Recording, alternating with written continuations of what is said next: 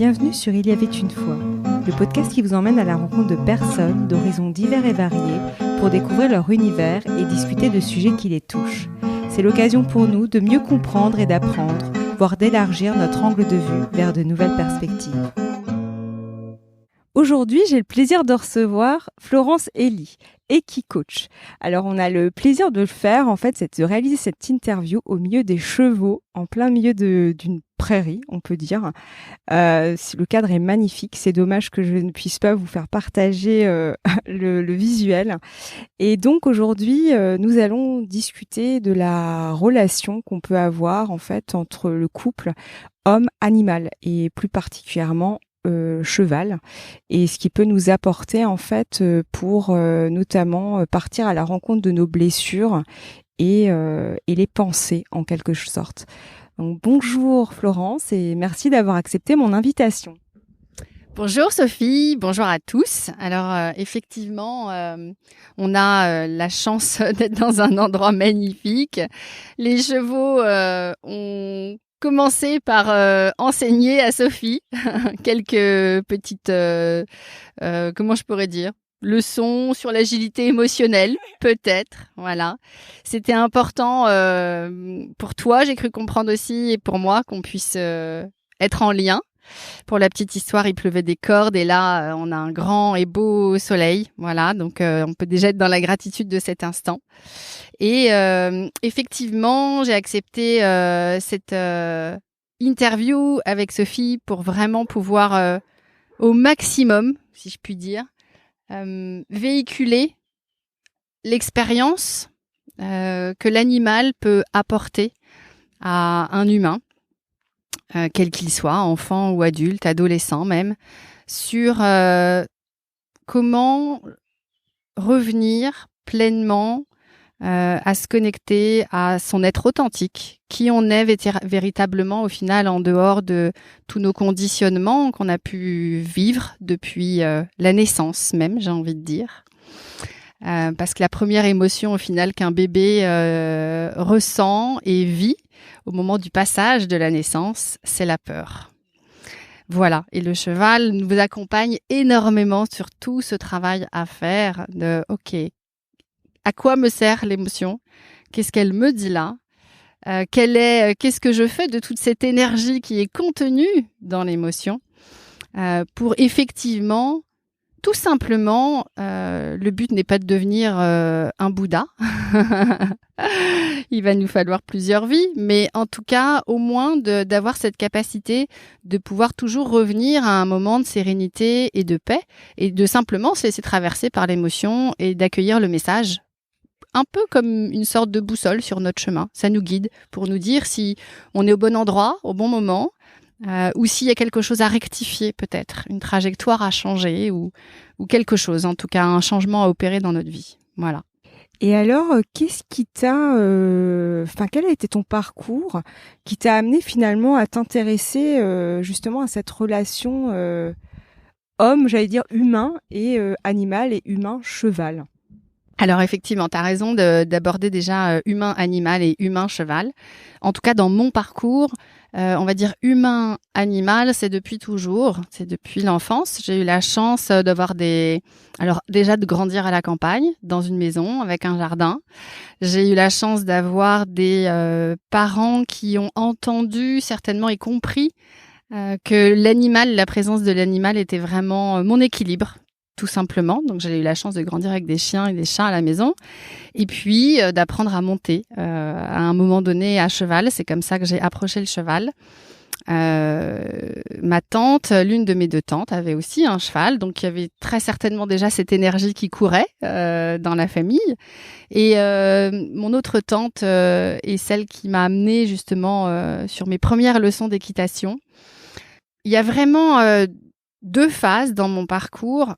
En tout cas, toute petite, je pense qu'il y a quelque chose, aujourd'hui je peux le dire avec le recul, mais j'en avais certainement pas conscience avant. Mais c'est comme si au final, dès que j'étais avec l'animal ou mes animaux, je pouvais être pleinement moi-même sans jamais me poser de questions. Et dès que j'étais avec l'humain, il y avait comme une réserve, quelque chose qui faisait que je devais certainement paraître ou apparaître différemment au final. Et je pense que c'est déjà là que la scission entre cette part de moi authentique et puis la part conditionnée a débuté. Et c'est pour ça que je dis toujours que au final mes animaux m'ont sauvée, parce que ils m'ont permis tout le temps, tout au long de ma vie, de ne jamais perdre au final cette connexion à qui j'étais vraiment, à cet amour que j'avais du vivant, parce que mes points de ressources ont toujours été les animaux, mais pas seulement. La nature a toujours fait partie de mon équilibre, et aujourd'hui encore. C'est vrai que je ne sais pas vivre sans. Je me dois d'être très humble par rapport à ça. Je ne saurais pas faire sans. Je crois que la pire des choses pour moi serait d'être enfermée entre 4 murs. Et du coup, ensuite, la relation au cheval, elle a changé. J'ai fait une chute à un moment donné dans mon parcours de cavalière. Donc un gros traumatisme au niveau physique, mais vraiment émotionnel, où la peur est restée, je pense, vraiment engrammée dans mon corps. J'ai décidé de tourner la page. À l'époque, je n'avais aucune conscience de ce que pouvait être l'émotion. Et donc, j'ai bâché toute cette partie de ma vie. J'ai dit stop. Voilà, j'avais plus confiance en moi, j'avais plus confiance en le cheval, et je me suis dit c'est terminé. Voilà, on tourne la page. Et j'ai vécu donc près de 10 ans sans les chevaux dans mon quotidien. Passionnée aussi par un autre métier qui était celui d'hôtesse de l'air, où j'aime le mouvement, j'aime le voyage, j'aime rencontrer les gens, j'aime le lien. Donc ça nourrissait une autre part de moi authentique au final.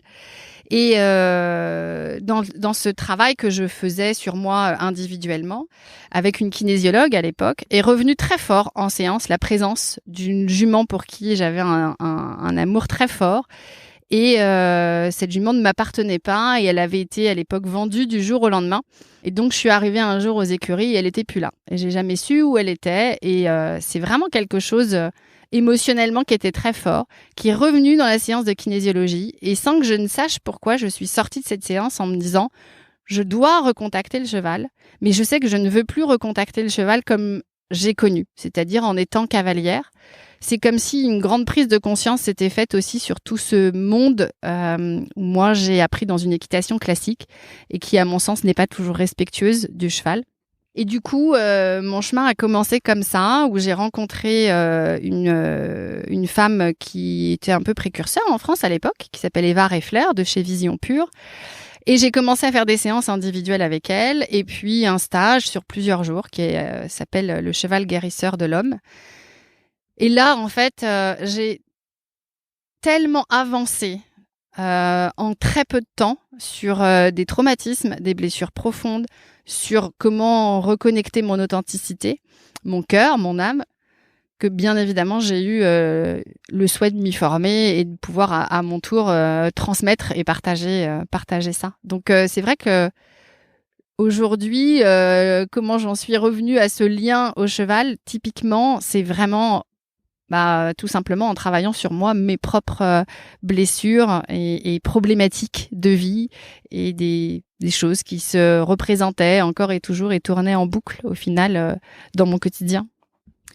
Et donc effectivement, tu as cherché à tirer des leçons, des schémas en fait répétitifs, d'observer en fait ce que ça pouvait finalement, j'allais dire quelle était peut-être l'origine, je sais pas, après si on arrive forcément à l'identifier, c'est pas toujours facile, mais finalement t'es allé à la rencontre de tes propres traumatismes en fait, en quelque sorte, pour pouvoir j'allais dire la métaphore qui me venait, c'était faire un saut, comme reprendre le galop, je sais pas pourquoi, mais en gros c'est ça en fait, t'es allé à la rencontre de tes propres traumatismes en fait, pour pouvoir finalement te guérir. Oui, complètement. C'est-à-dire qu'à ce moment-là, le cheval est une clé pour ça. Pourquoi ? Tout simplement parce que dans le fait d'avancer dans notre vie au travers notre être social, conditionné, bien souvent, on est très vite coupé de notre corps. Et moi, j'étais coupée de mon corps. Je rationalisais, je devais comprendre, je devais expliquer. Et ça, j'avais l'impression au final que c'était mon mode de fonctionnement. Alors qu'en fait, je suis quelqu'un qui vit au travers mes sens. Mais j'avais perdu quelque part ça, ce mode de fonctionnement qui m'était naturel. Et le cheval, là où il a été extrêmement clé dans mon parcours guérisseur, et il l'est toujours dans mon quotidien, bien évidemment, c'est ce retour au corps, ce retour à l'écoute du corps, aux sensations physiques, à l'émotion. Ok, j'ai peur, je suis en colère, je suis capable de nommer peut-être l'émotion que je ressens. Mais où est-ce que je la ressens dans mon corps? Et ça fait quoi? Et c'est à quel endroit? Parce que cette sensation qui relate en fait notre émotion, elle détient vraiment une information. Et en fait, les chevaux m'ont vraiment permis ça, comme aussi bien sûr d'autres animaux, mais là on parle vraiment du cheval. Il m'a permis en fait ce travail de revenir à mon corps au travers mes 5 sens. Et c'est ce qui m'a permis aussi par la suite du coup de découvrir que comme tout être humain, j'avais un 6e sens et que je pouvais le développer, ce sens intuitif en fait. Et sortir vraiment de moi j'étais j'ai longtemps dit et longtemps cru je suis comme saint Thomas, je crois ce que je vois, et aujourd'hui je vois ce que je crois. C'est plus pareil. Voilà. Et justement, en quoi ça consiste exactement? Comment ça se passe, une séance avec un équicoach concrètement? Qu'est-ce qui se passe? Alors c'est pas toujours évident de répondre à cette question parce que ça ne se passe jamais de la même manière. Tu as pu le voir d'ailleurs, on n'a pas fait de séance, mais c'en était une de toute façon, le simple fait d'entrer dans les prés à leur contact. Pour essayer quand même, toutefois, de donner peut-être une trame, on va de toute façon prendre un temps où on a une écoute du corps qui est importante puisque le cheval ne va pouvoir entrer en lien avec nous que si nous sommes dans la présence de notre corps. Ok ? Ça veut dire quoi ? Ça veut dire que moi, je suis juste là pour t'accompagner à faire ce travail de revenir à l'écoute de ton corps. Pourquoi pas ? Souvent, on utilise le terme d'un scan corporel qui est très utilisé, qui est une méthode d'ailleurs en méditation de pleine conscience, qu'on utilise énormément, où on va ramener systématiquement la personne à son corps dès qu'elle cherche à mentaliser, à trop parler ou à partir ailleurs, à fuir en dehors de son corps. On essaye de l'aider à rechausser ses chaussures. Et du coup, ça c'est vraiment une partie essentielle. On peut prendre le temps de 5 minutes d'échange parce que peut-être que la personne vient avec une problématique précise, une demande précise. Et ensuite, on va avoir tout ce temps où on est en liberté à la rencontre avec le cheval. Et moi, très, très souvent, je suis un petit peu en retrait. J'observe, je ressens, je vois quand quelque chose change dans l'énergie entre la personne et le cheval, ou même chez le cheval, ou même chez l'humain. Et à partir de là, parfois, ma seule intervention est une question, éventuellement, juste pour aider la personne à ramener sa présence sur quelque chose qui est en train de se passer et qu'elle ne ressent pas forcément ou qu'elle ne voit pas forcément. Jamais je ne vais donner de conseils, jamais je ne vais indiquer quelque chose de précis à faire. Moi, mon seul job, c'est d'observer le cheval, d'observer ce qui se passe et de ramener la présence dans son corps à l'humain, en fait. De ramener l'humain, dans la présence à son corps. Et puis ensuite, bien sûr, à ses émotions.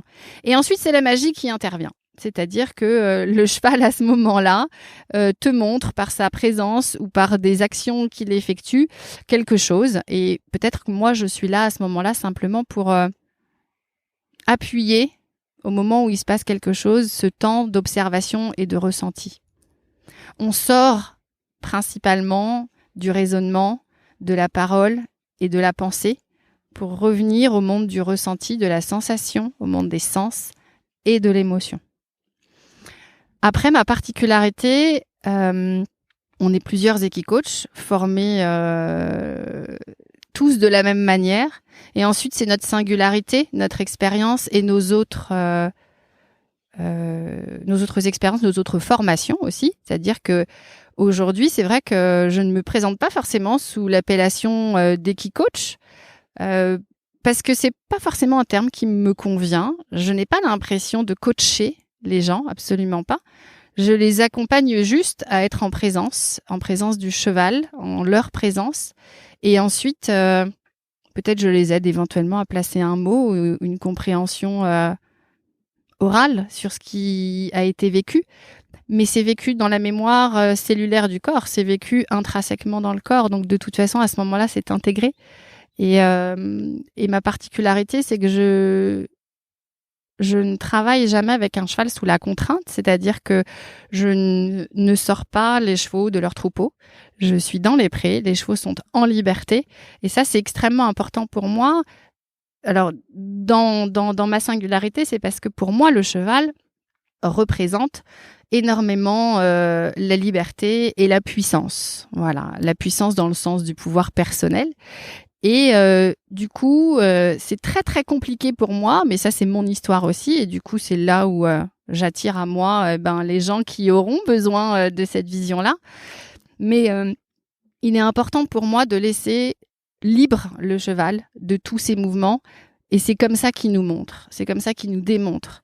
À partir du moment où la notion de contrainte entre en jeu, en tout cas dans la force, sous la domination, alors pour moi, il n'y a plus de connexion et il n'y a plus d'échange. Bien évidemment, on a des contraintes dans notre quotidien, mais on a la possibilité et toujours le choix de les choisir, de changer notre perception. Est-ce que vraiment ça, je peux le voir différemment et du coup, ça ne devient plus une contrainte. Et c'est exactement la même chose ici en séance, pendant une séance avec les chevaux, c'est qu'on n'aura jamais un cheval qui est sous la contrainte. Voilà. On sera dans l'échange, on sera dans la connexion. On va pouvoir demander quelque chose au cheval, mais ça va venir de notre cœur, de l'énergie du cœur, ça va venir de notre intention, ça va venir de notre présence. Jamais par la force. Et effectivement, il y a quelque chose que j'aimerais, j'allais dire approfondir, même si ça a été, enfin, ton explication était très complète. Donc moi, pour la petite histoire, en fait, j'ai fait du cheval quand j'étais petite et je suis tombée à plusieurs reprises. Donc je suis un peu une traumatisée des chevaux. Et je l'ai vu en arrivant parce que j'ai eu 3 chevaux qui sont venus vers moi et là, ça a été un peu compliqué parce que je suis pas très grande, hein, je fais 1m58, donc du coup, vous imaginez j'allais dire une petite nana d'1m58. Avec 3 chevaux autour d'elle, bon, c'est clair que ça a été un petit peu confrontant pour moi. Et au final, en fait, c'est ce qu'on disait avec Florence et ce qu'elle m'a invité à faire, c'est que du coup, tu invites les gens à rentrer en, j'allais dire, c'est pas rentrer dans, je vois ça comme une danse, mais je me dis finalement à vivre l'émotion en fait, parce qu'en fait on a tendance à fuir. Moi de prime abord quand je suis arrivée, j'avais envie de fuir, enfin je caricature, j'étais peut-être pas à ce stade-là, mais en tout cas s'il y a un mot à dire, enfin à verbaliser, ce serait la fuite. Et je me dis du coup tu m'as invité à vivre cette émotion, et du coup comment ça se matérialise, comment tu l'expliquerais mieux que moi d'ailleurs en termes de... Alors effectivement, on va continuer sur ton exemple du coup pour que ce soit vraiment parlant pour les auditeurs. L'émotion à ce moment-là, comme n'importe quelle émotion, donc là c'était une émotion ressentie de peur.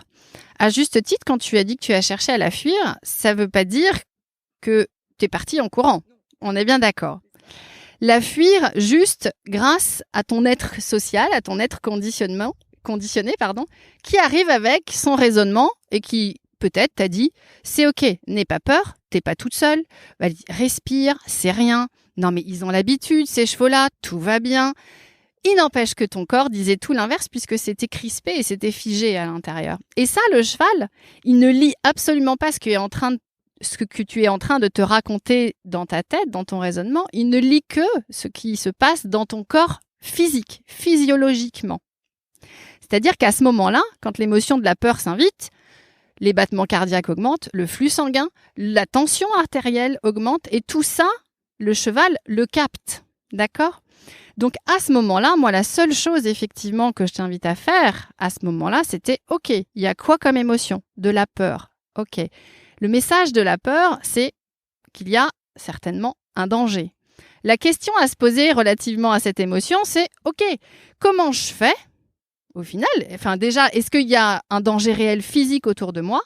Pour toi, bien évidemment qu'il y en a un, puisque tu es tombé, que peut-être tu t'es fait marcher dessus, que en tout cas tu as vécu un traumatisme physique et émotionnel, et qu'à ce moment-là, c'est ça qui est rappelé là, ici, dans ton corps. Bien sûr que ces 3 chevaux-là ne sont pas dangereux, mais ça, c'est ton rationnel. Nous, ce qu'on veut ici, c'est qu'est-ce que toi, tu ressens ?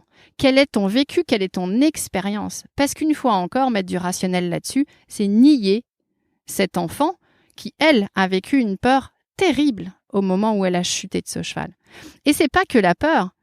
Tout ce qui découle derrière, c'est la perte de confiance en soi, c'est la perte de confiance dans l'animal, c'est la perte de confiance dans la relation à l'animal. Ça va bien plus loin, en fait.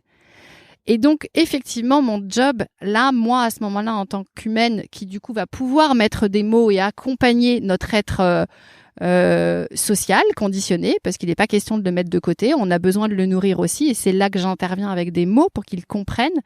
C'est qu'à ce moment-là, je te demande juste, ok, est-ce qu'il y a un danger réel physique pour toi, là, à cet instant ? Bah oui, quand même, ils sont 3 et je me sens pas du tout en sécurité. Ils me bousculent, ils pourraient me marcher dessus. Ok. La seule chose que je t'ai invité à faire, c'est regarde autour de toi et à quel endroit, où est-ce que tu peux être pour te sentir à nouveau en sécurité.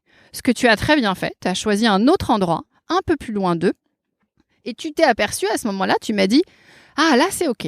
Là, tant qu'ils sont à 1m50 ou 2 mètres de moi, tant qu'ils vont pas dans ma bulle, c'est ok. Et du coup, voilà à quoi ça nous amène. Là, tu deviens agile émotionnellement. C'est-à-dire que, tu ressens l'émotion. Ensuite, tu la nommes. Tu as la possibilité de la nommer puisque tu es une humaine. Le cheval va pas la nommer, mais lui, il est agile émotionnellement et c'est de lui dont on va tirer cet enseignement-là.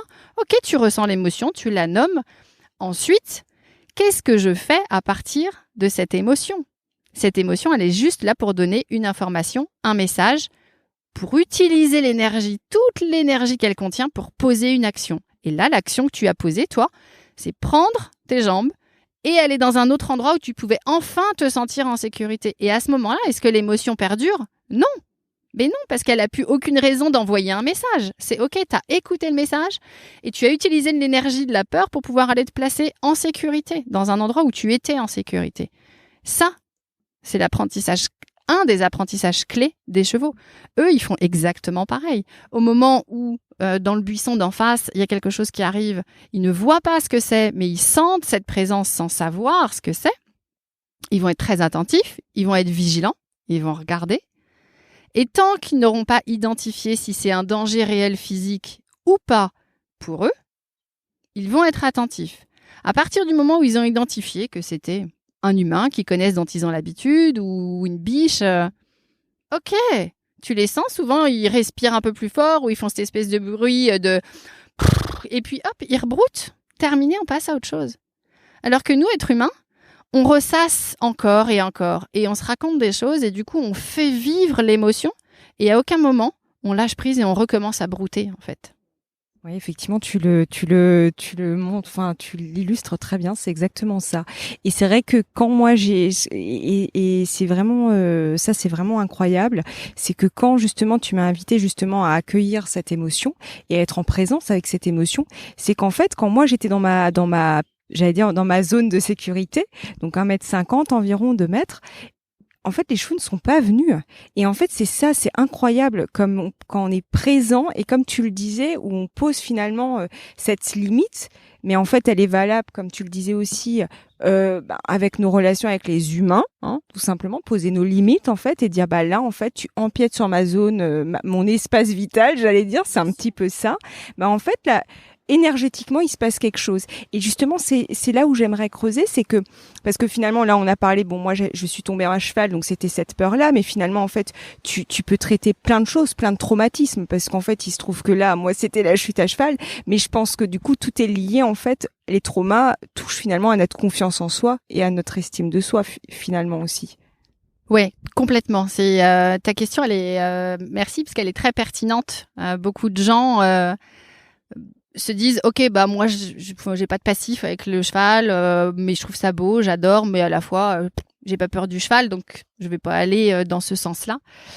Je vais du coup, pour que ce soit une fois encore très parlant et que je partage une expérience réelle, authentique, je vais vous parler d'une cliente dont je tairai le nom bien évidemment par respect pour elle, mais juste pour vous montrer à quel point l'animal, le cheval en l'occurrence, peut réveiller un traumatisme qui est niché dans l'inconscient et qui donc est vécu dans la mémoire cellulaire du corps.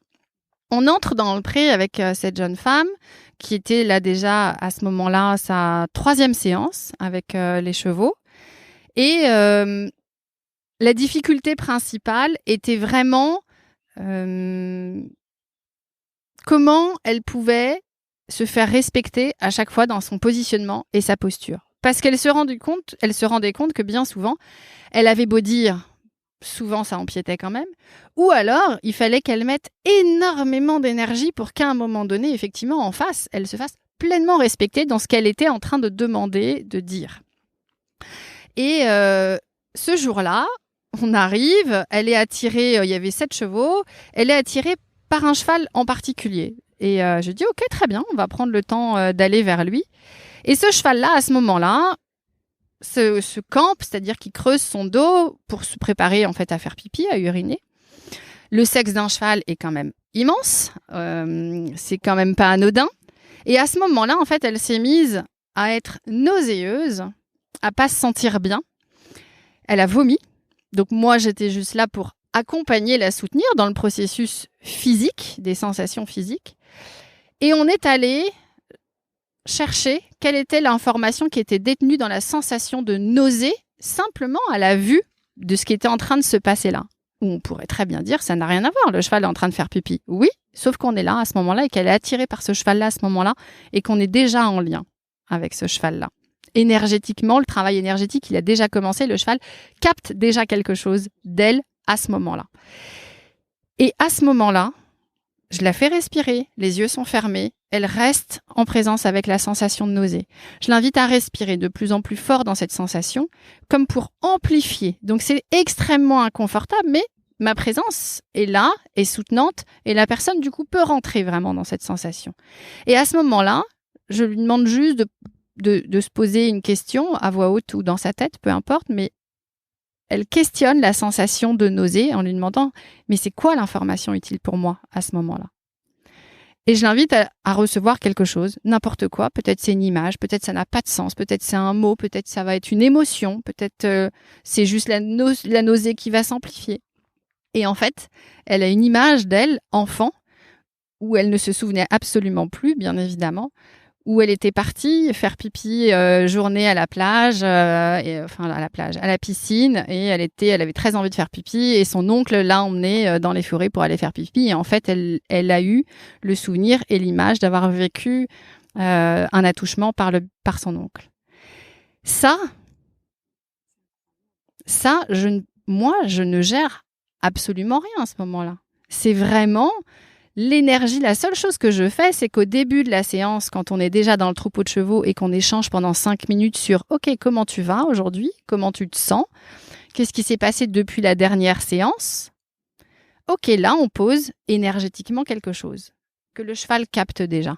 À ce moment-là, ce poney qui arrive près de nous et qui fait ça, qui fait ce geste-là, je ne peux pas te dire que mentalement, il sait ce qu'il est en train de faire. Non, il répond juste à énergétiquement quelque chose qui est présent en elle et qui permet de faire ressurgir une blessure de l'inconscient et donc un souvenir de l'inconscient. Et à ce moment-là, la nausée a disparu. La sensation de nausée a disparu et la seule chose qu'elle a fait ensuite, c'est passer 15 minutes avec ce poney qui était vraiment en pleine présence avec lui et on a engagé quelque part un travail à ce moment-là de presque comme une projection. À un moment donné, elle m'a dit, c'est marrant parce que j'ai presque l'impression d'être avec mon oncle, en fait, en étant là, dans la présence de ce cheval.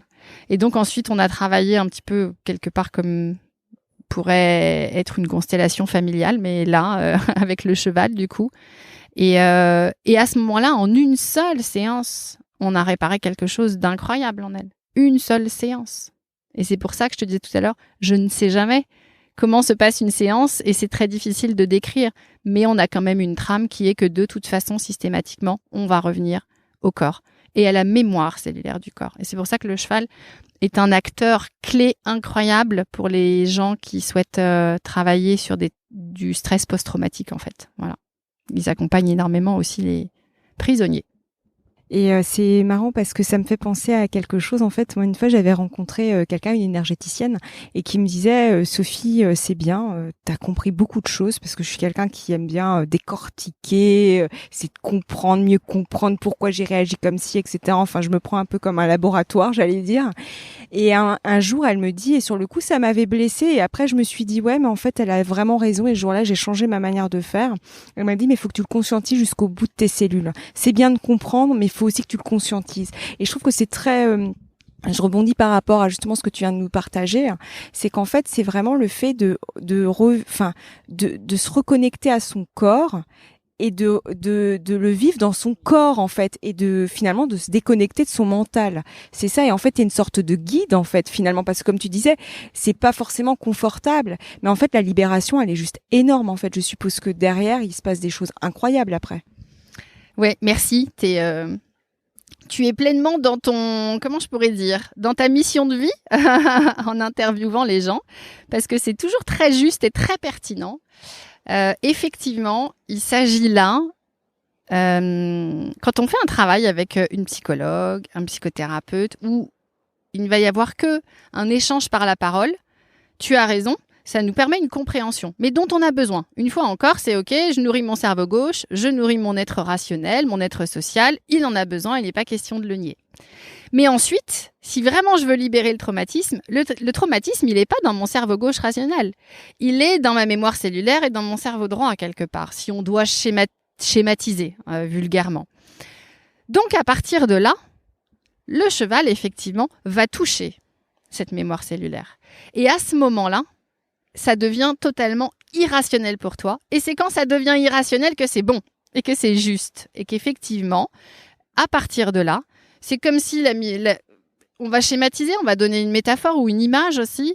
C'est comme si la cellule s'ouvrait pour libérer la charge énergétique, c'est-à-dire qui est restée à ce moment-là enfermée dans la cellule. Là, ça s'ouvre. Cette charge, elle peut être libérée et la cellule, du coup, va pouvoir se réparer et à nouveau vivre normalement. Tant qu'on n'a pas ce travail dans la mémoire cellulaire de fait, elle reste comme nécrosée quelque part, j'ai envie de dire, cette cellule. Et elle fonctionne peut-être à 50% au lieu de fonctionner à 100% et de se renouveler à chaque fois. Donc du coup, il y a une réelle importance effectivement à développer la présence et la conscience du corps. Et ça, le cheval le permet. Mais tout comme un travail en méditation peut le permettre ou plein d'autres choses. Et d'ailleurs, c'est quelque chose que j'aime beaucoup faire et que je vais reproposer à partir du mois de septembre, qui sont les temps de méditation dans le troupeau en présence des chevaux. Parce que le cheval a aussi, malgré tout, la présence du cheval a cet atout-là, qu'au travers le champ magnétique de son cœur et au travers du champ magnétique de notre cœur, l'Institut HeartMath a fait beaucoup d'études là-dessus et c'est passionnant parce que il démontre tout simplement que quand on est en présence à côté d'un cheval, eh bien, oui, l'émotion est contagieuse, c'est-à-dire que l'énergie de l'émotion est contagieuse, mais pas que. C'est-à-dire que eux aussi, quand ils sont dans ce calme, cette sérénité, on s'aperçoit en mesurant sur l'humain que la pression artérielle baisse, que la pression sanguine baisse et que la respiration, quasiment naturellement, au bout de 1, 2 ou 3 minutes en fonction des gens, se cale sur la respiration de la cohérence cardiaque, en fait. D'être sur un rythme, tout simplement 4-4 ou 5-5, voilà, où on va inspirer et expirer sur un même temps. Et ça, c'est assez fou, parce que ça veut dire que simplement, en ne faisant rien, simplement en étant, on a la possibilité, pour quelqu'un qui est hyper tendu, pour quelqu'un qui est hyper anxieux, pour quelqu'un, enfin voilà, qui toutes ces notions d'hyper un peu, permettent simplement de revenir à un état d'homéostasie, à rééquilibrer, à revenir à cet état de sérénité, de paix, de présence. Et on sait ô combien que pour notre santé physique, physiologique et émotionnelle, c'est important. Ouais, c'est exactement ça. Et en fait, ça me fait penser aussi à quelque chose où je me dis, ça va faire de la méditation au milieu des chevaux, ça doit être extraordinaire comme expérience. C'est quelque chose qui me tente très bien. Et en fait, je me dis finalement, alors on dérive un petit peu, mais je pense qu'on est quand même dans le sujet.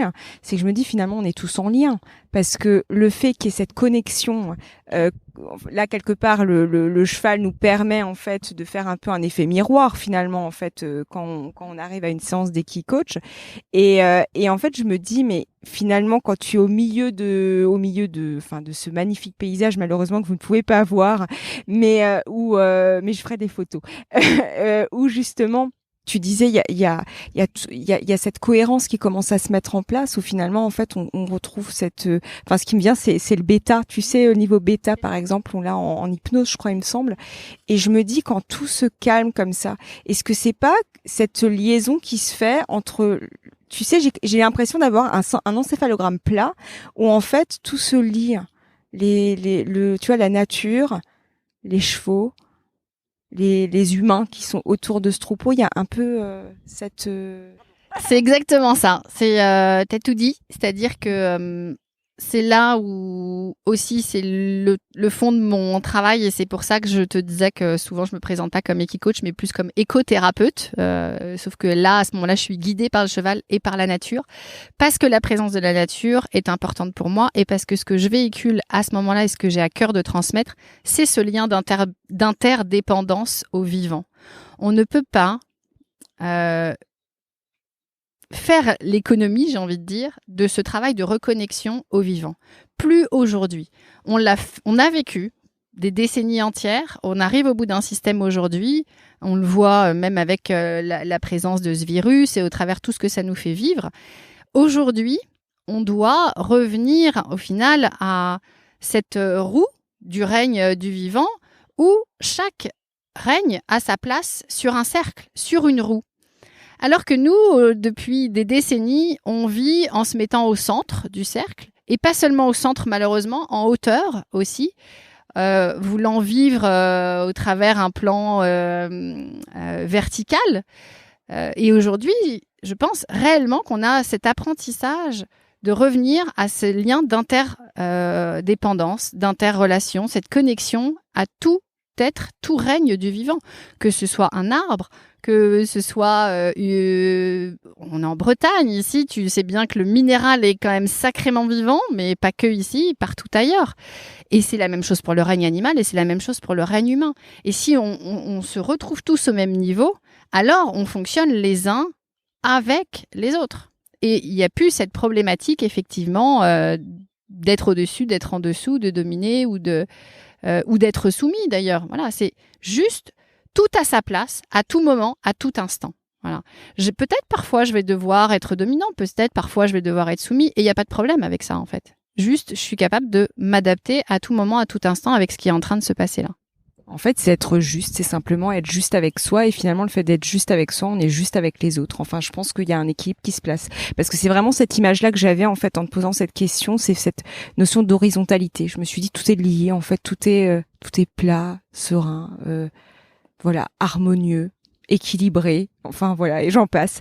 Et avant de clôturer notre échange, je me disais en fait au final, l'accompagnement que tu proposes permet en fait, je pense que, enfin j'en suis certaine d'ailleurs, je pense que j'ai la réponse, mais en fait le fait de se sentir mieux, d'aller à la rencontre de ces traumatismes, en fait c'est pour se sentir mieux finalement, défigé en quelque sorte.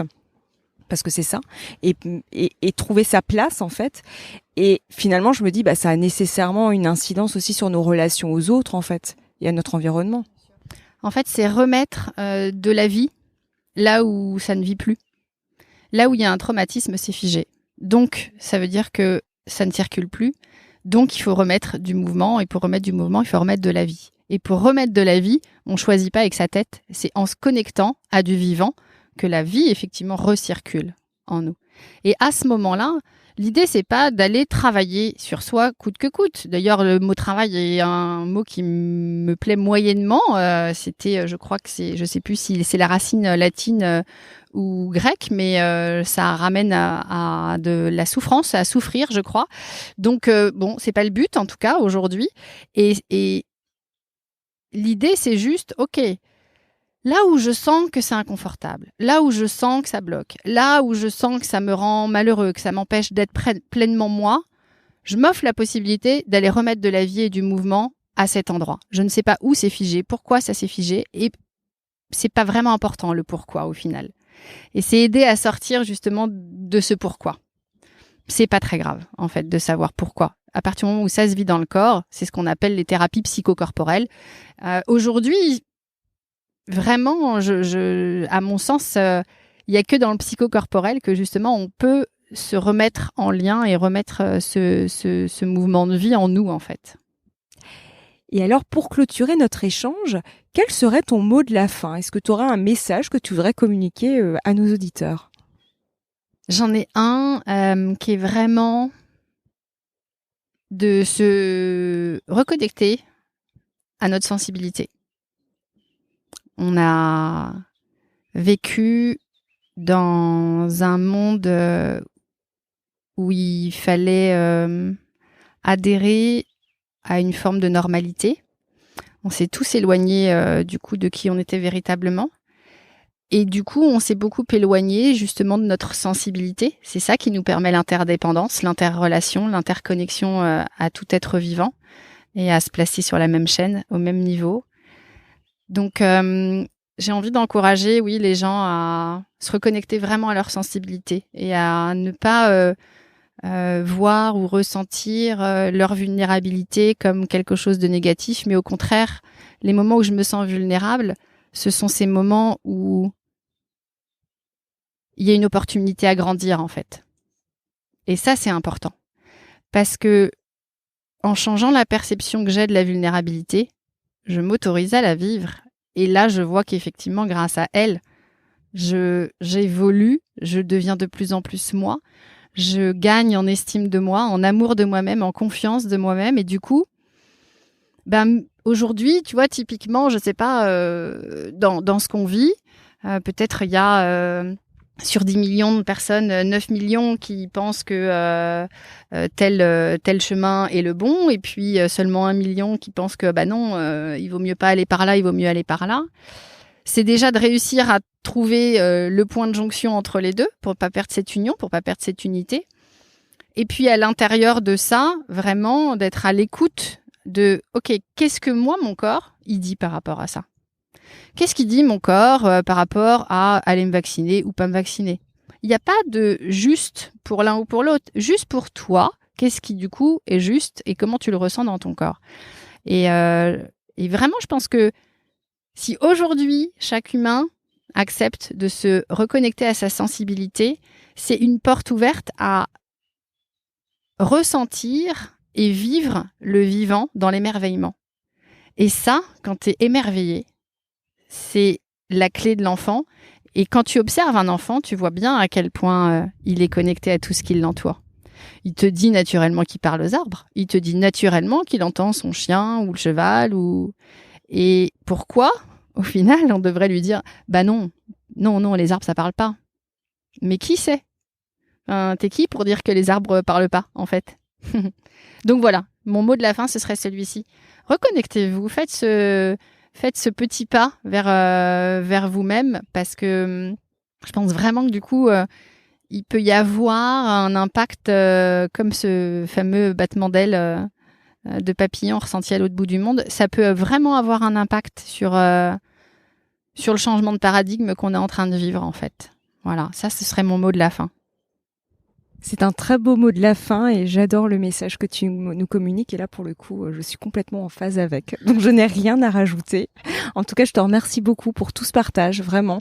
Et c'était vraiment très agréable de réaliser cette interview en présence de ces 3 chevaux et de ton chien qui est à côté de nous. On était au milieu de la nature. Donc, merci beaucoup en tout cas, Florence. Vraiment.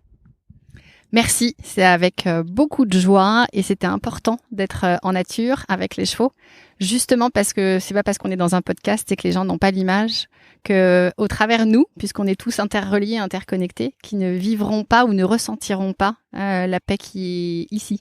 Voilà, merci beaucoup. Je vous donne rendez-vous la semaine prochaine et en attendant, je vous souhaite une très belle semaine. À bientôt.